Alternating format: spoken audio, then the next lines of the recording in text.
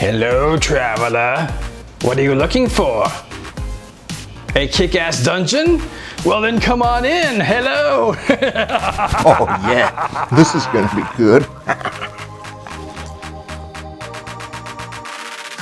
If you're looking for adventure, grab the modules each month to support the channel and play the campaign with your gaming group. You're sure to get hooked on adventure. Probably one of the most important things to consider when creating a kick-ass dungeon is that why was this place created in the first place? What was it? Why was it originally constructed? This starts your building process in your mind, right? This is where you begin to think about things like layout and what's in there and the various different formulations that basically create your dungeon. However, this is said with a caveat. You should draw the map last.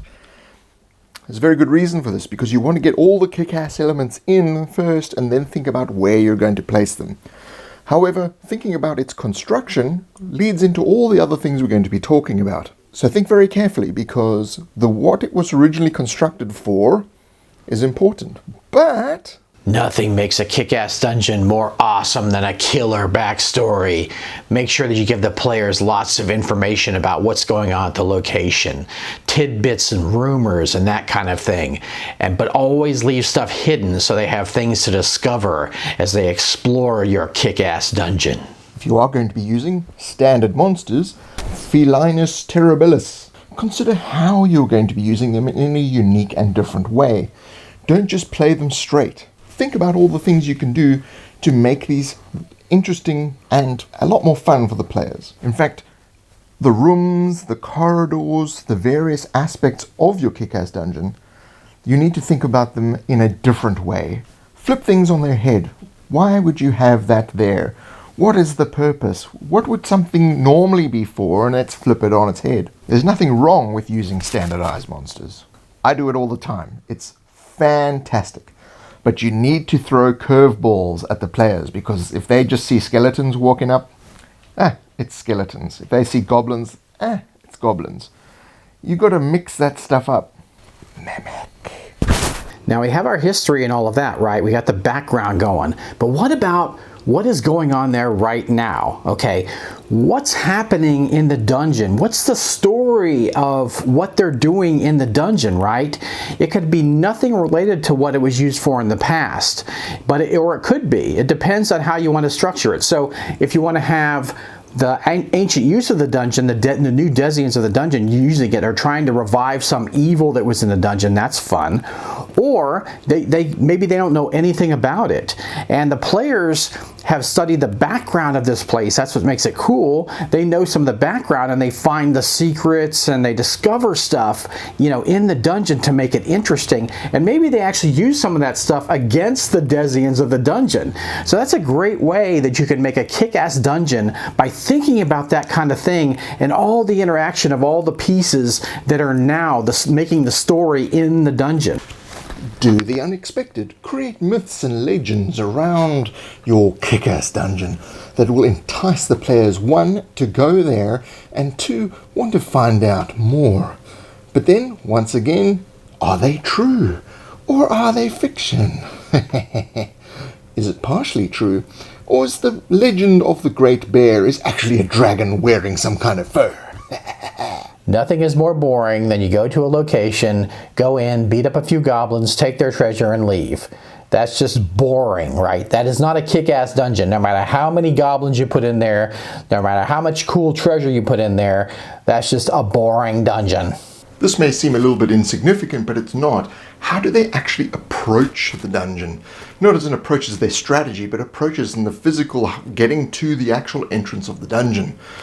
What is the entrance? What are they going to find there? Is there a problem they have to solve to get into the dungeon? This is probably one of the prime things you use to actually set up what your dungeon is. It's the thing that entices them even further. It's the thing that basically, that first easy problem to solve, that gets them all psyched up for everything that's about to go wrong. I feel that getting the tenets of the game into a kick-ass dungeon is really important. So we've got exploration, we've got role-playing, and of course combat, right? So it's nice to have those things in there.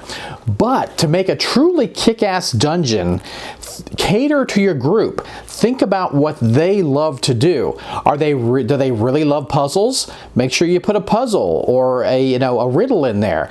If they really like RP encounters, have some interesting RP encounters that have to do with the history and the background of the dungeon and what's going on, so they can interact a lot with that.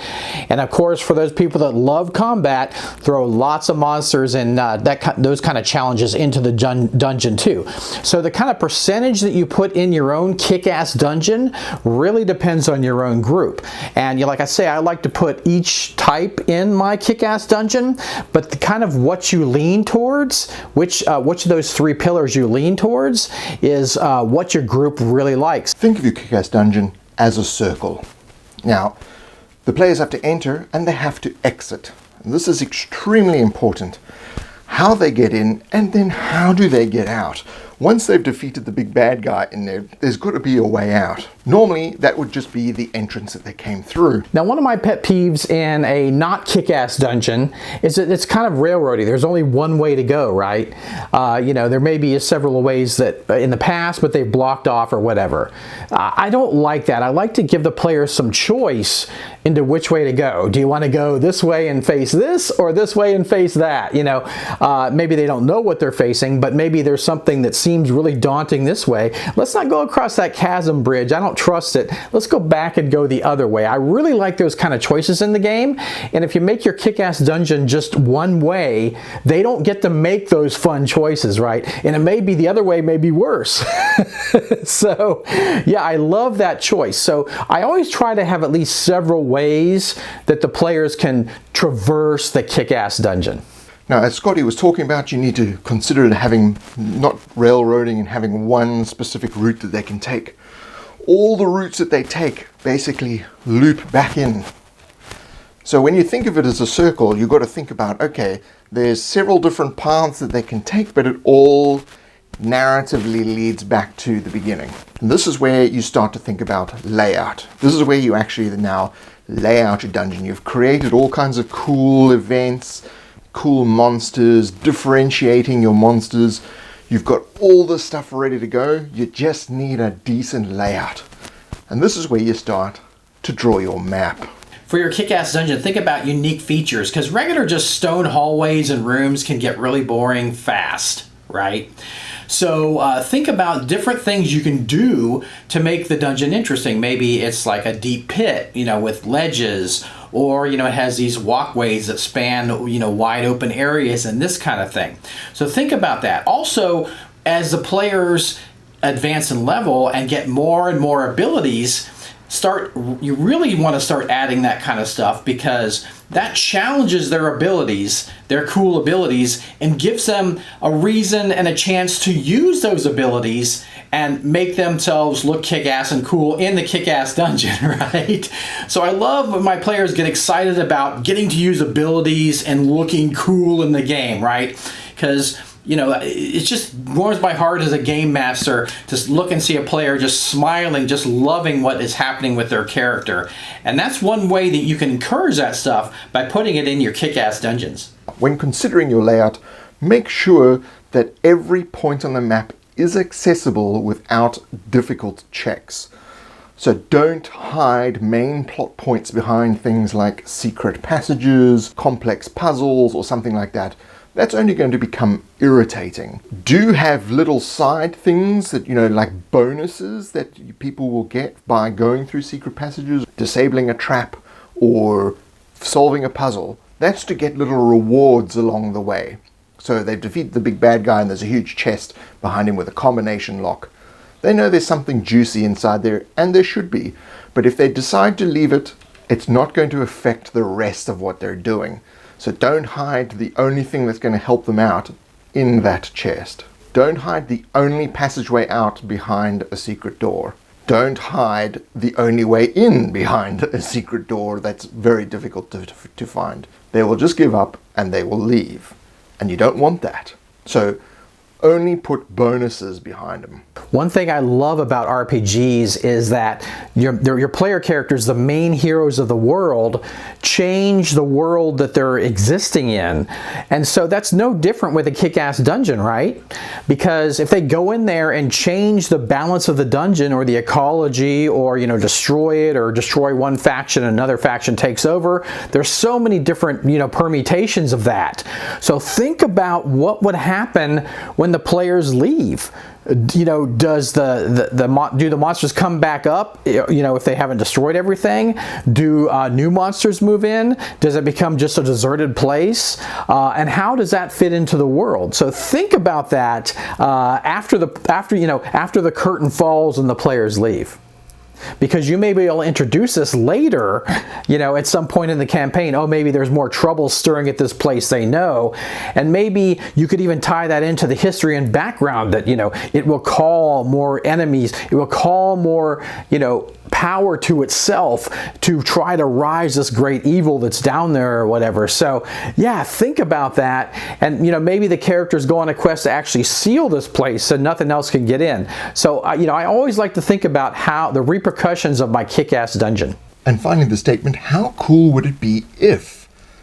That is a great way to approach it. But not how cool would it be if I'm defeating the players or I'm having fun. It's how cool would it be if we, collectively, the players and you as the GM, have fun. That's the most important thing.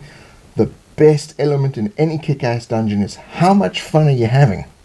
How cool would it be if this was fun for everybody? Let me introduce myself. I am the Crimson Death of the Black Shroud. Make sure to give your dungeons really cool names like that, so that when the players leave, they have a really awesome name to tell others that they visited this really kick-ass dungeon. Thanks for stopping by, and make sure to check out our website, questgivers.com, for lots of cool modules and other RPG materials. And don't forget our Kickstarter on September 1st. See you next time.